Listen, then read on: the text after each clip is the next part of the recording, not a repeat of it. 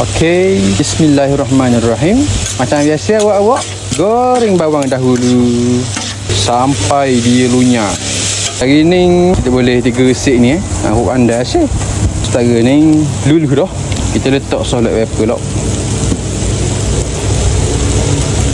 Kacau dia. Letaklah bekas. Alright. Baik, siap.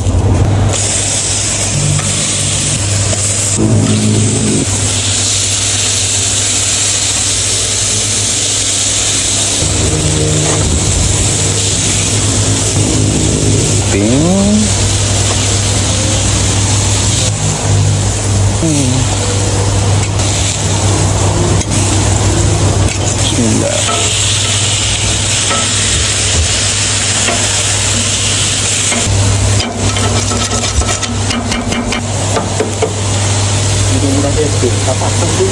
Untuk durian.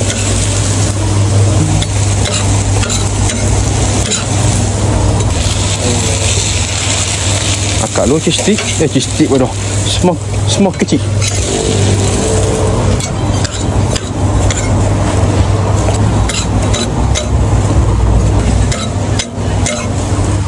Ni kita nak buat zinger SL. Malang dah pukul 8.30. Maaf potong sikit. Sibuk tadi. Bismillahirrahmanirrahim. Bismillahirrahmanirrahim. Ni dah. Sizing zinger XL. Beef homemade 1. Letak ni caramelized onion. Ni zinger SL kita deh.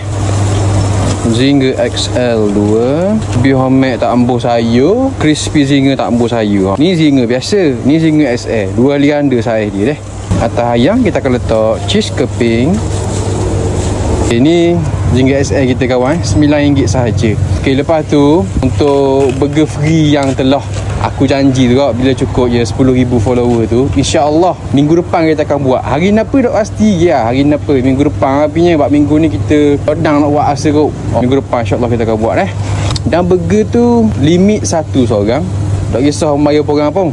Limit 1 seorang. Dan hari tu mana saat ni kita buat burger free sahaja. Kita tak jual. Kita bagi burger free sahaja. Lepas tu kalau habis burger free tu, kita akan tutup terus. Okay? Burger tu untuk semua orang. Bukannya untuk customer dah habis cabin je. Yang tengok video ni boleh mari minggu depan. Tapi kita akan buat satu video lagi lah untuk cover bila-bila hari yang kita akan buat tu dah. Terima kasih banyak belaka. Tak berhenti-berhenti support dah habis cabin. Okay, Assalamualaikum.